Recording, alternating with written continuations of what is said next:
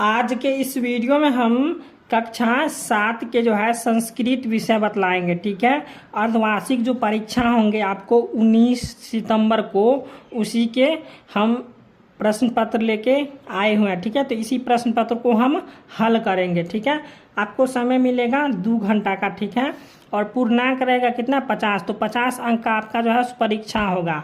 यहाँ पे क्या लिख रहा है, छात्र का नाम लिखना है, यानी यहाँ पे आपका अपना नाम लिखना है और यहाँ पे वर्ग क्रमांक लिखना है और यहाँ पे विद्यालय का नाम लिखना है और यहाँ पे प्रखंड का नाम लिखना है। ठीक है, किस प्रखंड में आप रहते हैं, यहाँ पे संकुल का नाम लिखना है। ठीक है, और यह जिला का नाम लिखना है। ठीक है, तो हम क्वेश्चन बताने से पहले यही कहेंगे कि यह सभी जिला में यही क्वेश्चन आएगा। ठीक है, तो आप लोग अच्छे से याद करके जाइएगा और फिर से हम बतला रहे हैं कि सभी जिला में यही क्वेश्चन आएगा। ठीक है, चलिए अब हम प्रश्न की ओर बढ़ते हैं।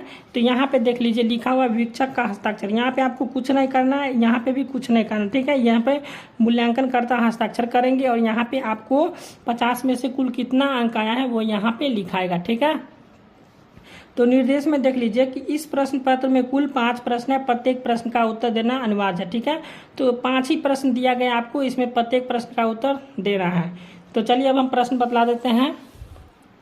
तो यहाँ पे देख लीजिए पहला प्रश्न है, रिक्त स्थानानीन पुरियत। ठीक है, तो यहाँ पे क्या करना है, खाली जगह को भरना है। ठीक है, तो यहाँ पे 1 के क में दिया है साक्षरो न च, तो खाली जगह में आ जाएगा पंडित। ठीक है, और यहाँ पे ख में दिया है न तस्यादि न तस, यहाँ पे हो जाएगा अंतः। उसके बाद ग में है मुखम कृष्ण विपु छिन्नम। उसके बाद घ में हो जाएगा रामचंद्र रावणम हतवान। उसके बाद अंगम हो जाएगा कालिदासो संस्कृतस्य महाकवि आसीत्।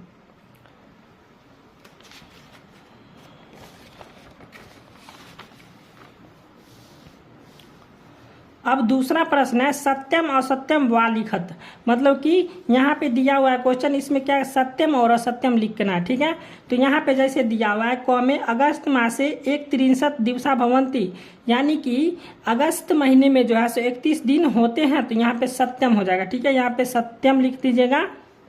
उसके बाद ख में है आकाशे चतुर्विंशति नक्षत्राणि संति, तो यह हो जाएगा असत्य। उसके बाद ग में दिया है जुलाई माह से 63 दिवसा भवंती, तो ये हो जाएगा असत्य, यानी कि जुलाई के महीने में 30 दिन नहीं होता है। ठीक है, तो यहाँ पे हो जाएगा असत्य, 31 दिन होता है। यहाँ पे घ में दिया हुआ है फरवरी माह से 63 दिवसा भवंती, यहाँ पे भी हो जाएगा असत्य। फरवरी मास में जो है 28 दिन होता है, यहाँ पे 30 दिन दिया हुआ। ठीक है, और अंग में दिया हुआ है स्वतंत्रता दिवस से शुभ अवसर प्रतिवर्षम आयाति, तो ये सत्य हो जाएगा, यहाँ पे लिख लेंगे सत्यम, ये हो जाएगा असत्यम और ये भी हो जाएगा असत्यम, ये भी हो जाएगा असत्यम। अब तीसरा प्रश्न है विपरीतार्थक शब्दयो सुमिलन कुरुत। ठीक है, तो यहाँ पे विपरीतार्थक शब्द दिया, इसको क्या करना है, मिलान करना है।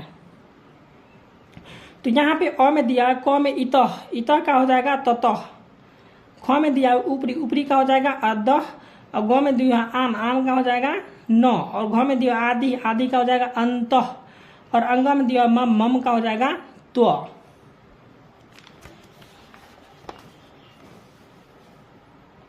अब क नंबर 4 का क में प्रश्न है कि वाक्य निर्माण कुरुत।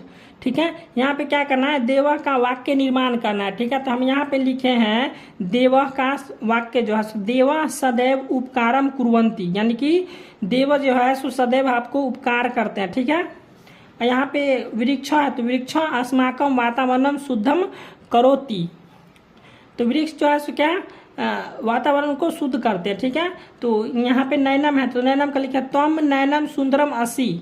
ठीक है, तो यहाँ पे तुम्हारा जो है सो आंख सुंदर है। उसके बाद यहाँ पे है पत्रम, तो पत्रम का लिखे हम कि अहम पत्रम लिखा में, यानी कि मैं पत्र लिखता हूँ। अब इसके बाद फलम है, तो यहाँ पे लिखे फलम का हम लिखे मह्यम फलम रोचते, यानी कि मुझे फल अच्छा लगता है। ठीक है, उसके बाद इसके अथवा में दिया हुआ था प्रश्न, इसके बाद अथवा में है, आपको लिखना होगा तो लिख लीजिएगा। यहाँ पे देखिए अपनी पाठ्य पुस्तक से किसी एक श्लोक का अर्थ हिंदी में लिखे। ठीक है, इसके बाद ख नंबर प्रश्न निम्नलिखित आन अंकान शब्देशु लिखत, ठीक है। तो यहाँ पे निम्नलिखितान लिखा हुआ है, अंकान शब्देशु लिखत, यानी कि यहाँ पे जो अंक दिया हुआ है इसका क्या करना है, शब्दों के रूप में लिखना है, ठीक है। तो जैसे यहाँ पे 23 का दिया हुआ है, 23 का हम लिखे हैं त्रयोविंशति, ठीक है। उसके बाद 27 का दिया हुआ है सप्तवंशति, उसके बाद 35 का हो जाएगा पंचत्रिंशत, उसके बाद 46 का हो जाएगा षट्चत्वारिंशत और 50 का हो जाएगा पंचाशत। उसके बाद 38 दिया हुआ तो 38 का हो जाएगा अष्टत्रिंशत, उसके बाद 32 है तो हो जाएगा द्वात्रिंशत, 25 का हो जाएगा पंचविंशति और 39 का हो जाएगा नवत्रिंशत, उसके बाद 31 का हो जाएगा एकत्रिंशत, ठीक है। और इसके अथवा में दिया हुआ है तो अथवा में क्या करना है, ये तो बनाइए दिए तो अथवा वाला छोड़िए दीजिए, ठीक है। अथवा वाला बने या न बने,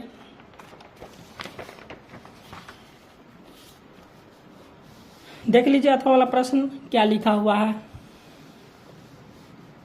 उसके बाद यहाँ पे 5वां प्रश्न है, भारत में कुल कितने ऋतुएं होते हैं वर्णन कीजिए, ठीक है। तो भारत में हम यहाँ पे लिख दे, भारत में 6 ऋतु होते हैं, ठीक है। बसंत ऋतु, वर्षा ऋतु, शरद ऋतु, हेमंत ऋतु, ठीक है। उसके बाद लिखे शिशिर ऋतु या जो है सो शीत ऋतु, ठीक है। तो यहाँ पे हम 6 लिख दिए, आपको लिखना है 4 ही लिखिएगा, ठीक है। हम यहाँ पे 3 का लिख दिए और 1 अपने आप लिख दीजिएगा, ठीक है। तो जैसे यहाँ पे हम लिखे हैं ग्रीष्म ऋतु, तो ग्रीष्म ऋतु कहा जाएगा ज्येष्ठ से आषाढ़ यानी मई से जून के बीच में होती है ग्रीष्म ऋतु। उसके बाद वर्षा ऋतु होता है श्रावण से भाद्रपद यानी कि सावन से भादो यानी जून से, यानी यहाँ पे लिखा जुलाई से सितंबर के बीच होती है, ठीक है। उसके बाद यहाँ पे लिखा शरद ऋतु, तो शरद ऋतु कब होता है, आश्विन से कार्तिक यानी कि आश्विन से कार्तिक, अक्टूबर से नवंबर के बीच होती है, ठीक है। तो आपका जो है सो प्रश्न समाप्त हो गया है, ठीक है।